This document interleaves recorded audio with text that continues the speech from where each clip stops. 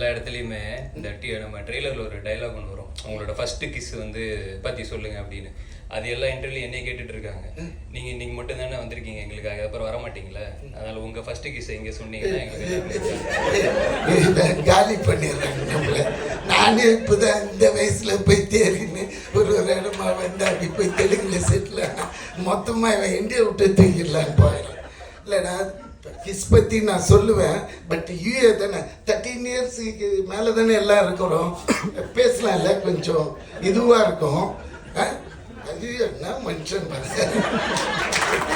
Interest.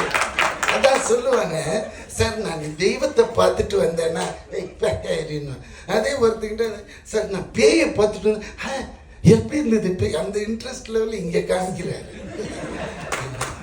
சரி போகிறேன். இது உண்மையான நிகழ்வு நடந்தது. 2 மினிட்ஸில் ஒரு சின்ன குட்டி கதை. சார் ஒரு 21 வயசு இருக்கும் எனக்கு.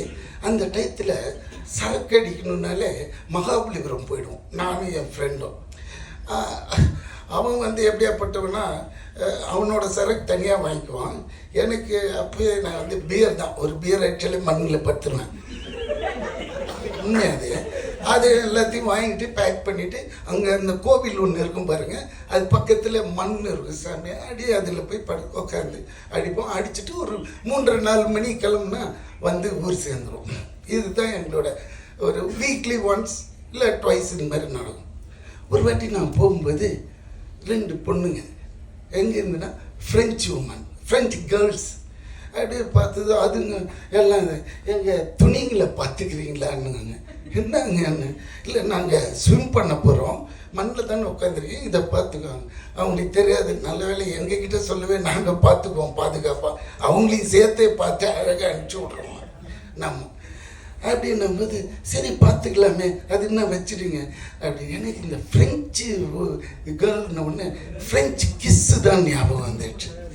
அப்படி கிட்ட போனேன், எக்ஸ்கியூஸ் மீ, ஏன்னா அவங்களுக்கு இங்கிலீஷ் அவ்வளோவா பேச வரல, ஃப்ரெஞ்சு தான் பேசுவாங்க.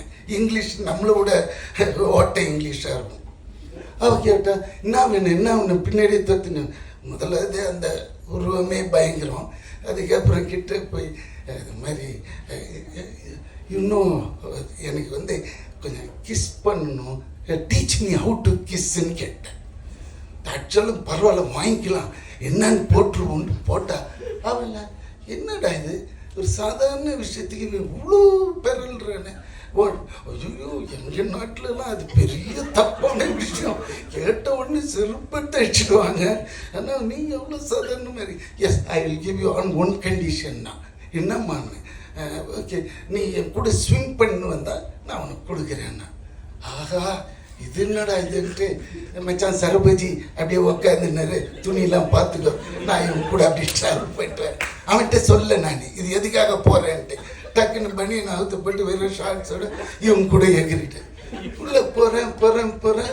இந்த மேட்ரே எடுக்க மாட்டேன்றாளுங்க. அவளுங்க 2 பேரும் பேசிக்கிறாங்க. இவ்வளோ வந்துடுச்சு தண்ணி, இவ்வளோ வந்துடுச்சு. ஏன்னா நம்மளுக்கு ஸ்விம்மிங்கே தெரியாது. இவ்வளோ வந்ததுன்னு சொன்னேன். இதுக்கு மேலே போனால் என் உயிர் போயிடும். இங்கே கொடுக்கறதுனா கொடு, இல்லாட்டினா நான் போயிடுறேன். இந்த இடத்துலேருந்து பார்க்குறேன் சரபோஜியை இத்தனோண்டு தெரியுது. முதல்ல திடீர்னு இவ்வளோண்டு தெரியும். ஐயோ கணேசா இங்கேருந்து போகணுன்னா நீ போயிடுவிடான்னு கிட்ட போய் தெரியுமா, if you give I will stay back, otherwise I will go பேக்ன்னு. இல்லை கொடுத்துட்றேன். இவ்வளோ தூரம் இது பண்ணுறேன், குடுறீன்றேன் பக்கத்தில் இருக்கிறவன். நீ குடு இது என்னடா சண்டை ஆகுது. இதில் வேறு எனக்கு ரொம்ப மிதக்கவும் முடியல, கால் அப்படியே அவளையும் பாட்டு ப்ரொசீட் ஆகினே இருக்கிறாங்க லென்த்தா.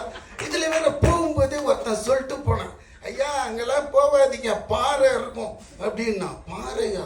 ஐயோ அப்படின்ட்டு பயத்தில் இருக்கு, இதெல்லாம் வருது அப்படின்னு வந்து மாட்டேன். நான் முதல்ல கேட்டேன், அவளே பார்த்தா டக்குன்னு சரி கருப்பாக இருந்தாலும் இவன் ஒரு மாதிரி 2 பிடிச்சி ஒன்று அடிச்சு விட்டா பாருங்க. அதான் பார்த்தீங்களா ஒன்று சங்கு ஊதுறான்.